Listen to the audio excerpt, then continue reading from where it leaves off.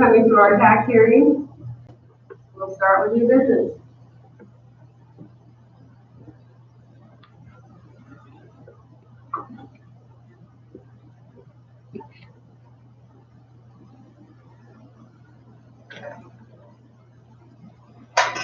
Good evening, everyone, and welcome.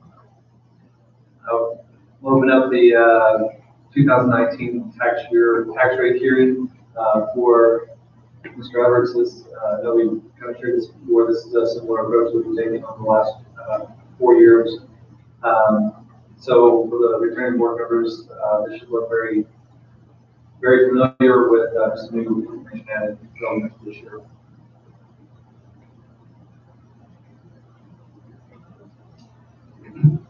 And the public hearing was communicated on our website and throughout with hard copy postings throughout the district. The Board of Education of the Navajo R8 School District will hold a public hearing in the Navajo Elementary School cafeteria located at 405 East Weimar Street, Navajo, Missouri, 65336 at 5:40 p.m. on the first day of August 2019, at which time citizens may be heard regarding the property tax rate proposed to be set by the Navajo School District for the 2019 tax year. The purpose of this hearing is to review information concerning the assessed valuation of the school district, the proposed levy for 2019, and the revenues anticipated through the proposed levy. Citizens may comment concerning the tax levy, which will be officially set by the Board of Education during open session of the meeting directly following this hearing. This is a copy of the publication that was posted and communicated pursuant to RSMO 67.110 and expanded out a little bit more clearly. For the current tax year, our real estate residential 38,371,354, real estate agriculture 4,641,812, commercial real estate 5,899,633, for a total real estate 48,912,799. Personal property 15,436,579.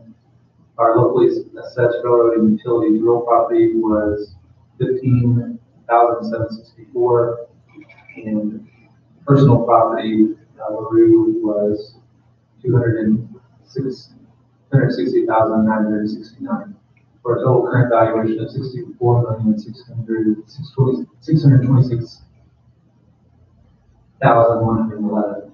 I think my eyes are getting old. New construction included above was 962,985. Revenues from new construction, reassessment 0.0, and percentage of new revenues from reassessment 3.0%. The good news is our proposed tax rate will increase slightly this year. We are proposing in our incidental fund, Fund 10, 3.2057. In Fund 20 and 30, both will be 0. In our capital projects fund, we will have 1 cent, for a total proposed levy of $3.2157. The anticipated property tax revenues for the proposed levy will be $2,078,182. Expanded out, same information. Fund 1, 3.2057. Fund 4, 0.0100, for a combined levy of 3.2157. Unique levy details. For the second year in a row, the levy proposal includes a small portion of 1 cent to be placed in Fund 4. This is being done to take advantage of the additional pool of LaRue money, which is only accessible by districts that place a levy in Fund 4. This will complement the district's recent and current efforts to accumulate surplus funds in Fund 4. Our tax levy history, we wrapped up last year with a revised levy of 3.1666. For this year, as suggested, we'll be going up slightly to a total levy of 3.2157. Likewise, on our assessed valuation history, we're increasing our total assessed valuation by up to $64,626,111, which is an increase of $1,195,327. And again, our total levy is 3.2157, and local revenue generated $2,078,182. Of all the information, this is probably the one that really requires the most study. This was updated and provided to the board again for this year. It really doesn't impact what we're doing tonight, but it does certainly give us a snapshot of how we compare to surrounding school districts in the 4 counties around Whiteman Air Force Base, as well as members of the MRBC conference. Those are listed in order from greatest to least. You will notice that again, Mount Monster is next to last in our tax levy. So, as the leading academic district in the region with the lowest local school tax levy, we certainly would hope that our board would carry out that our taxpayers are getting a good return on their investment. Like in the past, I've run a couple of scenarios for the board to consider. If at some point in the future we had need or reason to go to our voters and ask for increased levy, I just gave a couple of scenarios there. If we went to the average of our 4 county region in cohort, we could generate around $920,000 annually in additional revenues. If we went to the average of the board identified cohort, we could pick up about just over $1 million additional dollars. Each cent of additional tax levy will produce around $6,500 a year. So again, not relevant to what we're doing tonight, but certainly something to think about as we move forward. The next slide regarding our impact aid eligibility. Last year, if you recall, we talked specifically about some unique things going on with Prop C and our threshold. With the increase of about 5 to 6 cents, we're definitely moving in the right direction to protect that local aid eligibility. As of the most recent communication from the Department of Education, we are moving in the right direction and increased our gap. So hopefully that will continue. I am anticipating, based on trend data, that our locally assessed utilities revenues from the pipeline is going down. So that is going to help continue to drive that levy back up. Again, impact aid revenue by fund. We know we had a slam dunk year in 1819. A large portion of that was maintenance funds that carried over from essentially 2 years prior. We're looking to target $5 million in impact aid revenue this year. Ensuring transparency, again, this information is being shared out in an abundance of caution and to ensure transparency of the board and public regarding new information related to the district's eligibility for impact aid. It is highly probable that the district will remain eligible for our equity impact funds without interruption, without any loss of revenue through the use of additional factors as provided for in the impact aid law.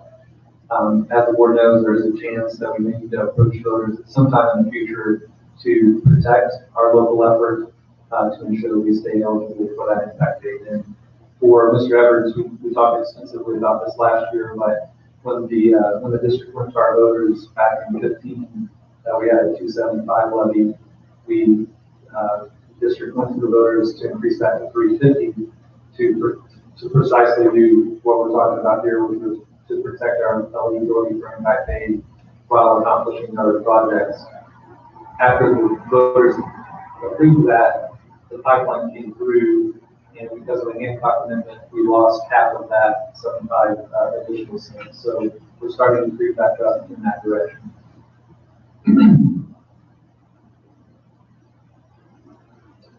Reserve balances by fund.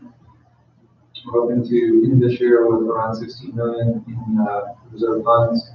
18-19 ended with 15,411,479, and I'm definitely looking over the years, we're moving in the right direction with funds on hand. Unrestricted reserve history. Looking down through this list, you can see that we had a high of about 65% back in 15-16. And what this is the amount of money that we hold in our incidental fund, Fund 1 and 2, which is our teachers fund, which is typically zeroed out at the end of the year. We have strategically decreased that percentage down to a target of 35%, and the remaining funds are held in Fund 4 to be positioned to take care of any capital project needs for future building projects that the board may pursue.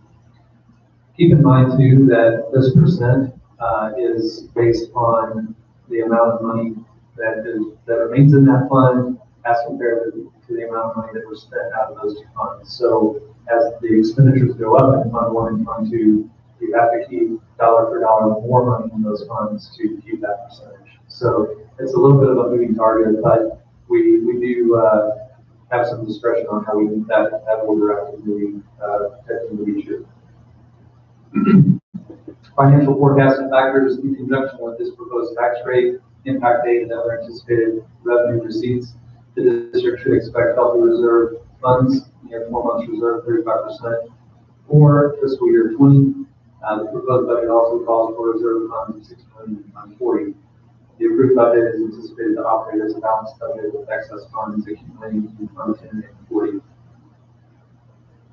Takeaways and talking points. Assessed valuation is up and total local revenue is up. Impact date funding is trending up as we look at the trend over time. Navajo School District tax levy is among the lowest in Johnson County and all other surrounding counties in the region. Local tax levy is a key factor in protecting our B2 heavily impacted impact date and must meet the minimum requirement set forth in the law. Navajo School District continues to aggressively pursue excellence for our students, employees, and community. The district continues to lead the region academically as demonstrated by various local, state, and national awards, recognitions, and success stories. At Navajo Public Schools, our mission is student success, and we say thank you to our taxpayers for their gracious support of our school district. And I would open that up for any questions and feedback.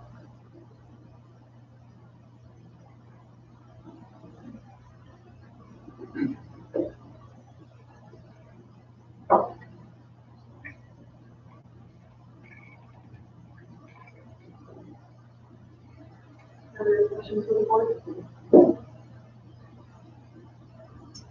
Any questions from the audience?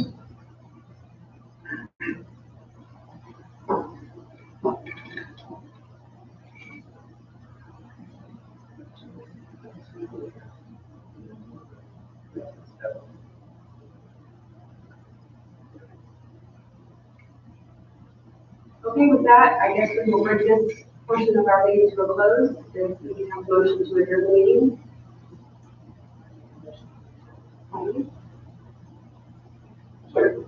All those in favor? Aye. All right, we'll see everybody back here at 7, except for you all.